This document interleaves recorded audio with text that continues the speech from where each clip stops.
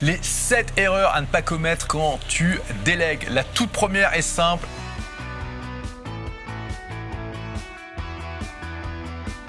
Ne pas déléguer. Si tu ne délègues pas, tu vas forcément extrêmement limiter ta capacité à scaler ton business et même simplement à profiter de la vie. Ok, tu peux être un petit solopreneur et puis tout faire, tu vois, tes emails, le support client, la création de tes produits, le marketing, la vente, etc., etc. Et il y a des gens qui aiment être homme ou femme orchestre. La vérité, c'est que c'est aussi la meilleure recette pour faire un burn-out. Donc s'il te plaît, même si tu as un petit business, sauf si bien sûr tu n'arrives pas à joindre la deux bouts, mais là c'est un autre problème, si tu as un petit business qui est rentable, délègue, d'accord? Donc tu délègues la comptabilité, ça c'est évident. Prends un VA, un virtual assistant, c'est-à-dire un assistant général qui déjà va te débarrasser de tes tâches les plus chronophages, qui prennent le plus d'énergie, celles qui ne sont pas dans ta zone de génie. Deuxième erreur, ne prendre que des salariés. Avoir des salariés, c'est une philosophie et c'est tout à fait ok d'en avoir dans ton entreprise, ça peut apporter énormément d'avantages, mais tu devrais aussi, quoi qu'il arrive, prendre des freelances. C'est pas la même philosophie entre les salariés et les freelances, il y a des avantages et des inconvénients dans les deux. Les freelances vont pouvoir t'apporter plus de flexibilité et peut-être même plus de compétences rapidement dès le début. Troisième erreur, ne recruter que dans ton pays. L'époque où on était obligé de prendre des gens dans un rayon, admettons, de 10 ou 20 km autour de sa boîte est révolue. Aujourd'hui, tu as accès à des talents dans le monde entier. Si tu regardes cette vidéo, c'est que tu parles français. On a la chance que le français est parlé dans des dizaines et des dizaines de pays différents. Il y a énormément de compétences et puis aussi par plein d'expats qui sont situés dans le monde entier. Je me rappelle la toute première assistante de recherche que j'ai pris pour mon livre Tout le monde n'a pas eu la chance de rater ses études. C'était une Française qui vivait à Dubaï, qui avait accompagné son mari là-bas et qui n'avait pas de job sur place. Et elle était très contente de pouvoir travailler à distance comme ça en français. Donc vraiment, quand tu te débarrasses de cette limite géographique et que tu vas chercher dans le monde entier, tu démultiplies en fait tes capacités à trouver des gens compétents qui en plus vont être ravis de travailler pour toi. Quatrième erreur, ne pas utiliser Upwork, UPWORK.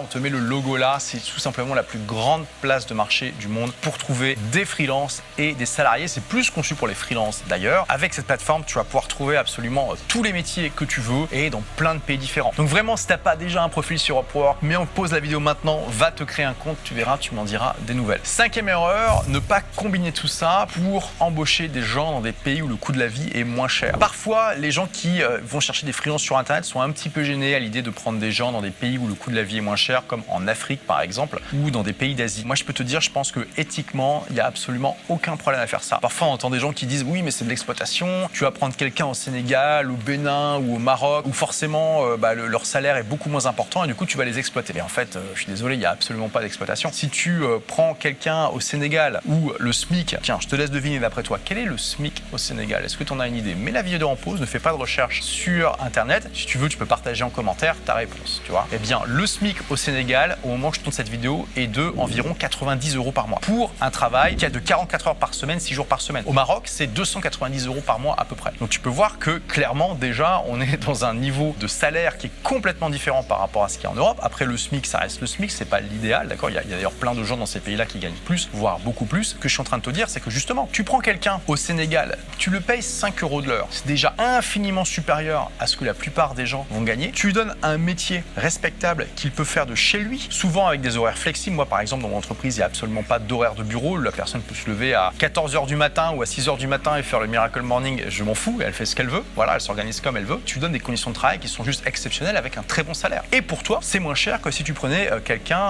en Europe ou en Occident. Donc c'est vraiment du gagnant-gagnant. Il n'y a pas d'exploitation là-dedans. Le seul point où on pourrait débattre et se demander si effectivement il n'y a pas un problème éthique, c'est de dire oui, d'accord, mais du coup, si je prends quelqu'un dans un pays comme ça fera un emploi en moins dans mon pays, ça fera un emploi en moins en France, en Belgique, en Suisse, ça dépend de où tu me regardes. Et je te dirais, c'est en partie vrai, mais en même temps, pour le coût d'une seule personne dans ton pays, tu peux en prendre 2, 3, 4 de ces personnes dans ces autres pays où le coût de la vie est moins cher. Ce qui va te permettre de développer ton business plus. Et ce business, comme il va être plus développé, il va apporter davantage de valeur à la société. Il va aussi payer plus d'impôts et tout ça. Donc tu vois, c'est pas du blanc ou noir, c'est assez complexe. Et personnellement, l'analyse que j'en fais, c'est que c'est extrêmement éthique de faire ça. C'est une manière bien plus efficace d'aider ces pays qui en ont plus besoin que les pays occidentaux à se développer économiquement. c'est bien mieux en fait finalement d'apprendre à quelqu'un à pêcher que de lui donner un poisson. Donc c'est mieux d'embaucher des gens dans ces pays-là plutôt que de faire de l'aide humanitaire par exemple. Sixième erreur, ne pas faire de procédure, surtout de procédure vidéo. À chaque fois, il n'y a aucune exception. Tu vois, c'est bien pour ça que je le dis 3 fois et je te le redis encore une 4e fois. À chaque fois que tu expliques quelque chose à quelqu'un de ton équipe, que ce soit un salarié ou un freelance, tu t'enregistres. C'est pas compliqué. Si tu es en train d'expliquer quelque chose dans la vraie vie, tu t'enregistres avec ton smartphone. Si tu es en train d'expliquer quelque chose devant ton écran, eh bien tu enregistres ton écran avec ta voix, avec un logiciel comme ScreenFlow ou Camtasia, tout simplement. En faisant ça, tu crées une procédure que la personne va pouvoir regarder encore.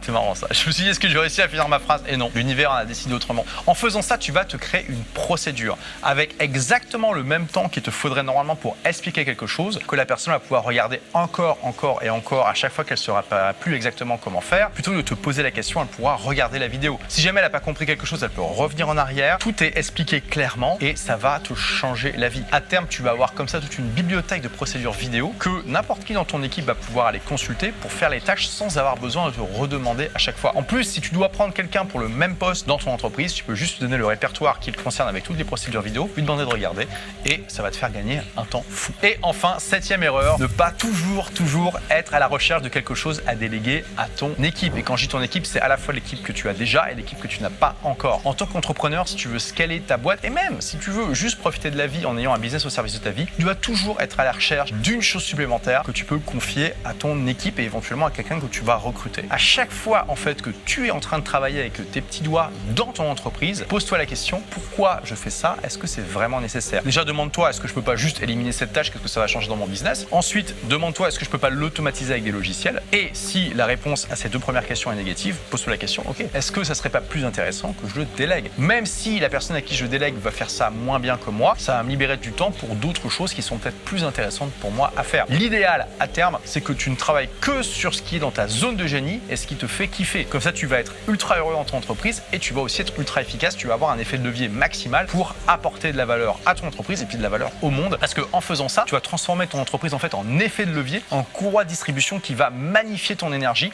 Ce qui fait que pour chaque calorie d'énergie que tu vas donner dans ton business, tu auras peut-être 100 ou 1000 calories de résultats qui apparaîtront dans le monde et ça sera juste extraordinaire. Et toi, où est-ce que tu en es? Est-ce que tu as déjà un business et si oui, est-ce que tu délègues déjà? Sinon, qu'est-ce que tu as prévu de faire pour ça? Partage-le en commentaire, ce sera très intéressant d'apprendre ça. Si tu as regardé cette vidéo en disant ok c'est génial mais j'ai même pas encore créé mon business, eh bien j'ai un cadeau pour toi puisque tu peux recevoir gratuitement mon livre Vivez la vie de vos rêves grâce à votre blog qui va justement t'expliquer la première étape avant de déléguer qui est d'avoir un business rentable sur le web. Donc pour le recevoir, tu cliques simplement sur le lien là qui apparaît dans la vidéo ou qui est en description et tu me dis à quelle adresse email je dois t'envoyer le livre. Je te dis à très vite pour la prochaine vidéo. En attendant, n'oublie pas, sois rebelle, sois intelligent et puis fais partie des gens qui délèguent efficacement.